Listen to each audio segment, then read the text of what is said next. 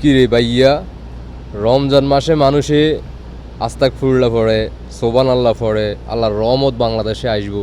শুধু বাংলাদেশ নয়, বিশ্বের মধ্যে প্রত্যেকটা মুসলমানের উপরে রহমত পড়বে। কিন্তু আমরা এগুলো কি দেখলাম? এগুলো কি শুরু হইল? এত বিনোদন কেন? খেউ খেউ করতেছে কেন? হ্যাঁ, এত খেউ খেউ করার কোন দরকার?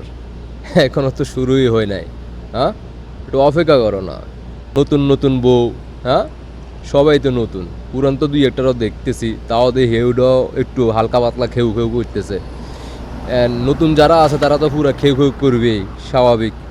কারণ তাদের তো অভিজ্ঞতা বলতে কি আছে এটা তো আপনারা ভালো করে জানেন। হুম, জুলাই আন্দোলন থেকে শুরু কইরা 5ই আগস্ট থেকে শুরু কইরা, হ্যাঁ, এই পর্যন্ত নির্বাচন আগ মুহূর্ত পর্যন্ত কত ধরনের কি করছে না করছে, এগুলো তো ইতিহাস সারা জীবনের জন্য বাংলাদেশের মানুষ মনে রাখবে। আর সেই ইতিহাসের ধারাবাহিকতা থাকবেই, স্বাভাবিক।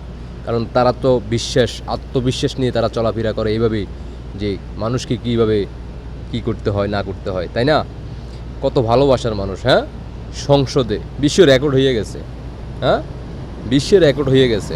এখানে আর বলার কিছু নাই, বলার ভাষা নাই।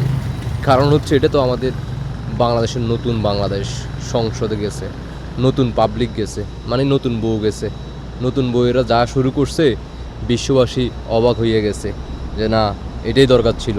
বিশ্ববাসীও খুশিতে আত্মহারা। কারণ তারা তো এটাই চাইছিল, বাংলাদেশে এই ধরনের অযোগ্য লোকদেরকে সংসদে পাঠাইলে তো বাংলাদেশের সম্মান উজ্জ্বল হবে। এটাই তো দরকার ছিল।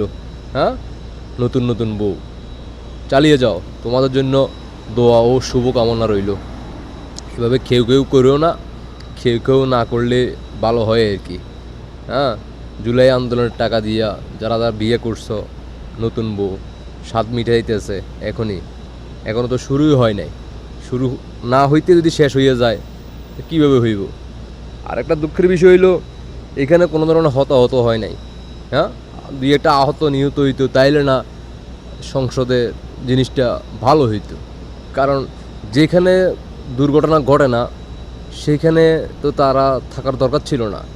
কারণ তাদের হাতে আছে আমাদের বাংলাদেশের সাধারণ মানুষের রক্ত, যে হাতের রক্ত দিয়ে তারা সংসদে গেছে। হ্যাঁ, তোমরাই তো এগুলো তো পাবলিকলি একটু করতেছ, মানে পাবলিকলি বোকা বানাইতেছ। এই পাবলিকে এগুলো এখন আর বোকা বানানোর চেষ্টা করেও লাভ নাই। পাবলিক এগুলো জানে, বোঝে। আর তোমরা যে ভাই কতদিন থাকবা সেটাও পাবলিকের ধারণা আছে। হ্যাঁ, শুরু তো এখন না করতেই তোমরা শুরু হয়ে গেছো নতুন বইয়ের পাতিল নিয়ে ভাগাভাগি। হ্যাঁ, এই পাতিল আওয়াজ হবে নি? আওয়াজ যদি হয়, কোন পক্ষের সহায়তা লাগবে এটা আমাদেরকে জানাইলে ভালো হইতো আর কি। আশা করি বুঝতে পারছেন। ভালো লাগলে দেশের মানুষদেরকে দেখার সুযোগ করে দিয়ে, ইনশাআল্লাহ শীঘ্রই ফিরতেছি আবারও তোমাদেরকে নিয়ে বয়ান দেওয়ার জন্য, ভালোবাসা দেওয়ার জন্য। ভালোবাসার মানুষদেরকে দেখতে চাই। আবারও ফিরে আসতেছি আপনাদের মাঝে।